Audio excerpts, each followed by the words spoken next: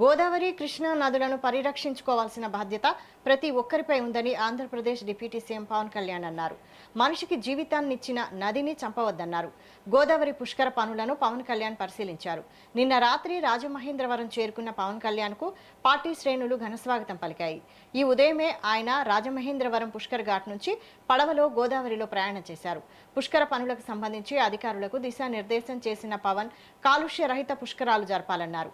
కాగా నల్లా ఛానల్ కాలుష్యం, ఛానల్ నుంచి గోదావరిలోకి నేరుగా కలుస్తున్న కాలుష్య కారక వ్యర్థాలపై అధికారులను వివరాలు అడిగి తెలుసుకున్నారు. గోదావరి పేపర్ మిల్ వ్యర్థ జలాలు ఎక్కడ శుద్ధి చేస్తున్నారని పొల్యూషన్ కంట్రోల్ బోర్డు చైర్మన్ కృష్ణయ్యను ప్రశ్నించారు. నల్లా ఛానల్ డ్రైనేజీ పంపింగ్ స్టేషన్ పరిస్థితిని స్వయంగా పరిశీలించిన పవన్ కళ్యాణ్ రోజువారీ వ్యర్థాలను ఎలా వేరు చేస్తున్నారని, వచ్చే మురికి నీటిని ఎలా శుద్ధి చేస్తున్నారని అధికారులను అడిగారు. కేంద్రం ద్వారా వచ్చే నిధులను పారదర్శకంగా వినియోగించుకోవాలని, మురుగునీటిని పూర్తి స్థాయిలో శుద్ధి చేసిన తర్వాత గోదావరిలోకి వదిలేలా చూడాలని సూచించారు. అనంతరం పవన్ కళ్యాణ్ అధికారులతో సమీక్షా సమావేశం నిర్వహించారు.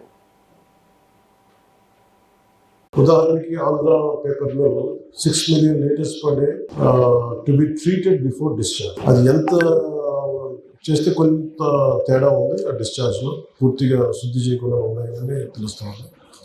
అలాగే ఆంధ్ర షుగర్స్ 0.5 million liters శుద్ధి చేసిన ఎఫ్లూయెంట్స్ అన్నారు, కానీ దాంట్లో కూడా చాలా తేడా ఉంది.